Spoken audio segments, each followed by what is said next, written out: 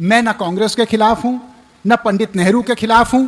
उसी सोच से पल बढ़ के मैं आजादी की लड़ाई में आया। लेकिन जब केंद्रीकरण की राक्षसी ताकत इतनी बढ़ जाती है कि आम आदमी उस ताकत से दूर हो जाता है, तो कभी भी देश का गरीब आदमी अपने जंजीरें नहीं तोड़ सकता। जब इस देश में बेरोजगारी खत्म होगी, जब सबकी बेटियों और बेटों को काम मिलेगा भरपूर, तो वरुण गांधी बेरोजगारी की बात करना बंद करेगा। जब इस देश में जो आज सरकारी नौकरियों 10 सरकारी नौकरियों में से 7 सरकारी नौकरी केवल संविदा पे रेवड़ी की तरह बांटी जा रही हैं, और ऐसे ही गाजर मूली की तरह उन लोगों को कभी फेंका जाता है पूरा काम लेने के बाद, जब उनको पूरी तनख्वाह नहीं मिलती और 2-2, 4-4 हजार रुपए में उनसे 12-12 घंटा काम लिया जाता है, तो वरुण गांधी अगर यह नहीं बोलेगा तो फिर इस राष्ट्र का झंडा उठाने का संकल्प मैंने कैसे किया अपने हाथ में। और मैं मानता हूं कि जिस सभा में महिला शक्ति की उपस्थिति भरपूर हो, तो सोचो कि देवी मां ऊपर से आशीर्वाद बरस रही है हमारे ऊपर। हम लोग एक संकल्प आज लेने बैठे हैं, और वो संकल्प है कि ऐसा भारत अगली पीढ़ी देश में बनाएगी जिस भारत में असली लोकतंत्र जन्म लेगा। एक बार राम मनोहर लोहिया जी को किसी ने पूछा कि नेताजी, आप कांग्रेस के खिलाफ इतना क्यों बोलते हो? आप तो पंडित नेहरू के मित्र रहे हो, लेकिन आप उनके खिलाफ पूरा बोलते हो, ऐसा क्यों होता है?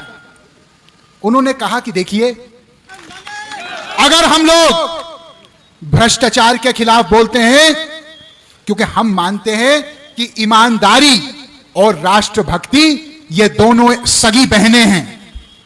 अगर ईमानदारी नहीं होगी तो राष्ट्रभक्ति भी नहीं हो सकती। जो लोग कमीशन खाते हैं, जो लोग पहले कच्चे मकान में रहते थे, फिर जनप्रतिनिधि बनने के बाद अरबों के महल बना रहे हैं, जो कॉलोनियां काट रहे हैं, जो लोगों का हक छीन रहे हैं, अगर वरुण गांधी आवाज नहीं उठाएगा तो क्या ये लोग आवाज उठाएंगे? मैं राजनीति में इसलिए नहीं आया क्योंकि राजनीति एक पेशा है, ना मैं राजनीति में कुछ बनने आया। मैं राजनीति में आया तो इस मिट्टी की खुशबू जो मुझे लगती है, इसका मान सम्मान बढ़ाने के लिए मैं आया हूं। मैं इसलिए आया हूं ताकि अगर कोई माए का लाल हिंदुस्तान को अंदर से दीमक की तरह खा रहा है, तो हम नाम लेके और उसका काम लेके भी बोलेंगे और डंके के चोट पे बोलेंगे। हमारे देश में आपके बाप दादाओं ने, आपके मां और दादियों और नानियों ने अपने कंगने बेच दिए, इस देश की आजादी की लड़ाई में अपनी हड्डियां तोड़वा दी, जेल की सजा काटी, सब कुछ अपना दांव पे लगाया, तब हमारा देश जाके स्वतंत्र हुआ। आज केवल हम हिंदुस्तान पाकिस्तान के क्रिकेट मैच पे ताली बजाएं, यह हमारी देशभक्ति नहीं हो सकती। देशभक्ति हमारी तब होगी जब हम अपना सब कुछ दांव पे लगाने के लिए तैयार हों इस देश के लिए। आज मैं आपसे पूछना चाहता हूं, कितने लोग यहां पे, हाथ उठाइए, कितने लोग यहां पे इस देश को प्यार करते हैं? हाथ उठाइए।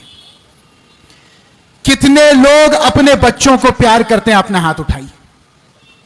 अब मैं एक बात आपसे पूछना चाह रहा हूं, आज जब आप गरीबी देखते हैं, आप बेरोजगारी अपनी पाते हैं, आप अपने बढ़ते हुए इलाज के दाम को देखते हैं, आप अपने बच्चों की बढ़ती हुई स्कूल फीस को देखते हैं, आप दूध के, दही के, सब्जियों के, फलों के बढ़ते हुए कीमत को देखते हैं, तो क्या आपको नहीं लगता आपके इस बेटे वरुण गांधी को इनके खिलाफ आवाज उठानी चाहिए कि नहीं उठानी चाहिए?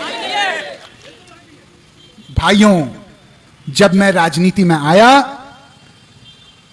तो मैं एक शंकराचार्य महाराज के पास गया, मैंने उनके चरण छुए, मैंने कहा महाराज कुछ हमको ऐसा बताइए कि आजीवन हम लोग इसको गांठ बांध करके अपनी राजनीति का नींव बनाएं। उन्होंने केवल 2 लाइनें बोली। उन्होंने कहा, एक बेटा दूसरों के हमेशा काम आना, और दूसरा बोले कि सच्चाई के मामले में कफन बांध के हमेशा चलना। उन्होंने कहा कि तुमको मैं आशीर्वाद इसलिए नहीं दे रहा हूं कि तुम एक सांसद, मंत्री ये सब बनो, तुमको मैं आशीर्वाद इसलिए दे रहा हूं कि इस देश में जहां भी अन्याय और जब भी अन्याय होगा तुम उसके खिलाफ एक क्रांतिकारी बन के बोलोगे। हमारे बाबा जी बैठे हैं यहां पे, प्रणाम करता हूं बाबा जी आपको। एक तो बाबा जियों को हमने पाल दिया, अभी इनको देख के दूसरे बाबा जी भी आ गए कि हमारा नंबर भी कहीं ना आ जाए। क्या गलत कह रहे हैं? कह रहे भाई एक दो बाबा जियों का नंबर लग गया, हो सकता है हम मीटिंग में आए कल हमारा भी लग जाए नंबर। जय हो बाबा जी आपकी। इनको अभी से माला पहना दो भैया।